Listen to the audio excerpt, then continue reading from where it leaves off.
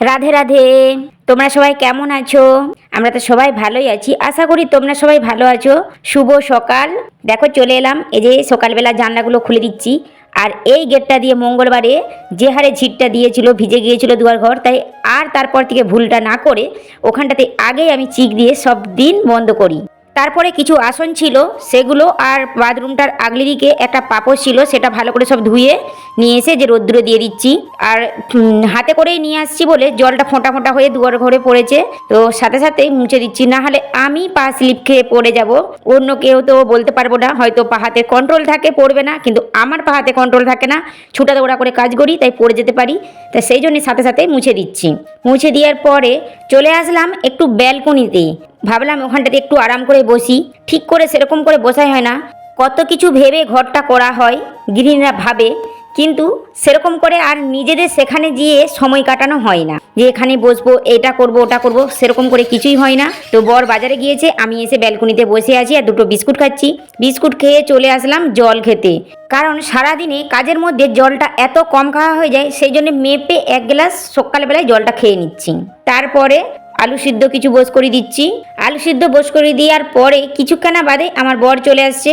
আর আমি একটা অন্য কাজে বাইরে গিয়েছিলাম, তো সে বেল নিয়ে এসছে, বেলের শরবত করে রেখেছে, আমাকে বলছে খাও। আর আমার মুখটা দেখো কেমন আমি করছি, আমাকে বেলের শরবত একটু ভালো লাগে না, কিন্তু বড় একটা লেকচার দিয়ে দেবে সেই জন্য খেয়ে নিচ্ছি মুখ বানি বানি। তারপরে মাছ নিয়ে এসেছিলো, মাছ যে ঘাটে ধুতে চলে এলাম। আর এটা আমাদের নিজস্ব ঘাট, জানো তো, আমাদের যে পুরাতন বাড়িটা আছে সেখানেই ঘাটটা। তো যাই হোক, ঘাট থেকে মাছ ধুয়ে নিয়ে আসার পরে দুটো লঙ্কা ভাজা আর কিছু পেঁয়াজ ভাজা করতে লেগে পড়লাম, কারণ আগের দিন সন্ধ্যাবেলা আমার মেয়ে বলে দিয়েছিল, মা আলু সিদ্ধ, পেঁয়াজ ভাজা, লঙ্কা ভাজা আর কাঁচা ছোলা দিয়ে মাখা হবে, মুড়ি খাওয়া হবে। তো আজকে ওর কথা মতোই হচ্ছে। এমনিতে সেরকম করে কোনোদিনই কিছু বলে না, যা হয় তাই খাই। তারপরে খাওয়া দাওয়া করে এই যে সবজি কাটাকাটি করছি, সজনা ডাঁটা কাটা হচ্ছে, সজনা ডাঁটা আলু দিয়ে মাছের ঝোল হবে, শাক ভাজা, ভেন্ডি মশলা। ভেন্ডি মশলাটা যে করা হবে পুরো একবারে নিরামিষ, মানে রসুন পেঁয়াজ কিচ্ছুই দেওয়া হবে না। তারপরে একটু মাছের ডিম আছে, সেটাও আবার বড়া ভাজা করতে হবে, মাছের ডিমটা ভাজা করা হবে পেঁয়াজ দিয়ে বেসন দিয়ে। তারপরে যাই হোক, বাইরেটা ধুলো পড়ছে, বাইরে রাস্তা ধারে, তো সেই জন্যে মাছটাও নিয়ে এসেছিলাম, মাছেরও হয়তো এক দু ফোঁটা জল পড়েছে, সেই জন্যে চলে এলাম ওসব কাজ ছেড়ে বাইরেটা মুছতে। গেটের সামনেটা একটু ভালোও লাগবে দেখতে, গেটের সামনেটা মুছে দিয়ে তারপরে আবার ঘরে এলাম।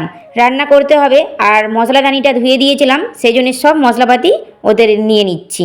তেল, নুন, হলুদ, লঙ্কা, জিরে সব ভালো করে রেখে দিচ্ছি। একবারে 5 ফোড়ন, তেজপাতা, আর তেজপাতাগুলো আমাদের গাছের, বলেছিলাম তো জানো। তারপরে সব রেডি করে নিয়ে গ্যাসটা জেলে রান্না বসিয়ে দিলাম। মাছটা প্রথমে ভাজা বস করে দিয়ে তারপরে অন্যান্য কাজ করছি, কারণ আমরা গৃহিণীরা একটা কাজে তো আর দাঁড়িয়ে থাকবো না, সেই জন্য মাছটা ভাজা বস করে দিয়ে আমি টমেটোর পেস্ট করতে চলে গেলাম মিক্সচারকে।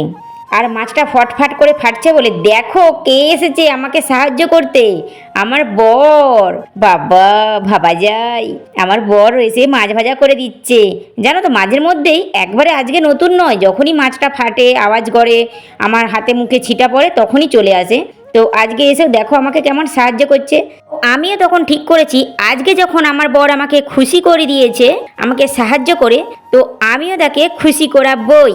তারপরে সে চলে গেল, আমি মাছগুলো তুলে নিয়ে রান্নাটা করতে লেগে পড়লাম। তারপরে জানো তো, ছোটোবেলা থেকে সব কিছুতে এত না শুনেছি যে যেন নাটায় তিতা বিতা এসে গিয়েছে। তবুও তখন ভাবিনি, এখন ভাবি যে নাটা শুনেছি বলেই আজ আমি অপেক্ষা করতে শিখেছি। এক এক টাকার গুরুত্বটা বুঝেছি, কতটা গুরুত্ব।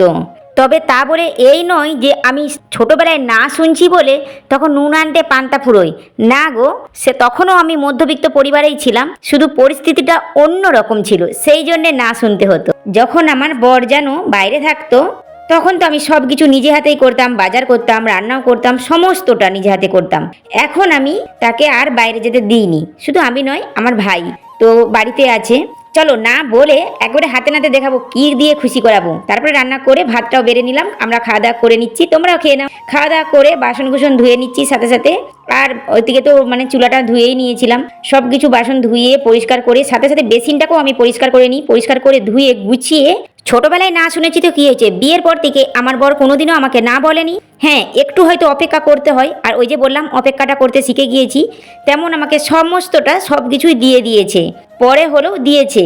তারপরে গেলাম উপরে, আর উপরে গিয়ে দেখো, আমি তোমাদেরকে কি দেখাচ্ছি জানো তো? এটা আমি যে আগে যখন আমার বর থাকতো না, মাসকাবাড়ি বাজার করতাম, সমস্তটা খাতায় লিখে রাখতাম আর একটু একটু করে টাকা বাঁচিয়ে রাখতাম। সেই টাকাগুলো আগেও আমি আমার বরের হাতে দিয়ে দিতাম, এখনও জমিয়ে রেখেছি। এই দেখো, একটা গৃহিণীর খাজানা বেরোচ্ছে, আমার কত দিনের জমানো খাজানা, সেটা আজকে দেবো, তাকে খুশি করব আমার বরের হাতে। আর আমার বরের মুখটা দেখো, কত হাসি হাসি মুখ। আর যেটা থেকে আমি টাকা বার করছি জানো, এটা আমি নিজে ঘরে বানিয়েছি, অনলাইনে দেখেছিলাম অনেক টাকা দাম। তো সেটা খোলা যায়, এটা আমি সেলোটেপ দিয়ে লাগিয়ে দিই, যখন দরকার পড়ে তখন বার করি, আবার সেলোটেপ দিয়ে লাগিয়ে দিই। তো এরকম করে দেখো আমি অনেক টাকা জমিয়ে ফেলেছি। ওতেও টাকা লেখা আছে, পেনে করে দাগ দেওয়া যায়। তো যখনই তুমি 100 টাকা, 200 টাকা, 400 টাকা, 500 টাকা ফেলাবে, পেনে করে দাগ দেবে। আর এখানে একবার শুধু আমার বরের মুখটার দিকে দেখো, হাসিটা দেখো, যেন ধরছে না। সেই আনন্দিতে চলে গেলাম উপরে ছাদে কাপড় চুপড় গুড়াতে। রোদে এত রোদ লাগছে, দেখি আমার বড় পিছু পিছু চলে গিয়েছে। তো আমি বললাম, আমাকে কি ছাদে তাতা লাগছে পাটায়? তো এত তাতা লাগছে পাটায়, আমি ওটা নাচছি না, পায়ে তাতা লাগছে বলে লাফাচ্ছি। তারপরে চলে আসলাম নিচে, নিচে এসে কাপড়গুলো ভাঁজ করে ভালো করে গুছিয়ে রাখছি, কারণ এটা তো খুবই দরকার। ভালো করে না গুছিয়ে রাখলে পরে ভালো লাগবে না, অগোছালো রাখবে। কাগজ দিয়ে বানিয়েছি বাড়িতে, সেটা কাঠের বাক্সর মধ্যে থাকে।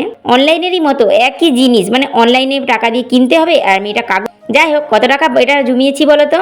16,000 টাকা। তো সেই জন্যে আমার বড় আমাকে খুশি করে 6,000 টাকা আমার হাতে তুলে দিচ্ছে। আর আমিও তো খুবই খুশি, আমাকেও খুশি করে দিল যে আমি এত টাকা জমিয়েছি বলে আমাকেও কিছু টাকা দিয়ে দিল। আমি তারই টাকা তারই হাতে দিচ্ছি, সততার সাথে হাতে তুলে দিচ্ছি, সেই জন্য আমাকেও খুশি করিয়ে দিয়েছি।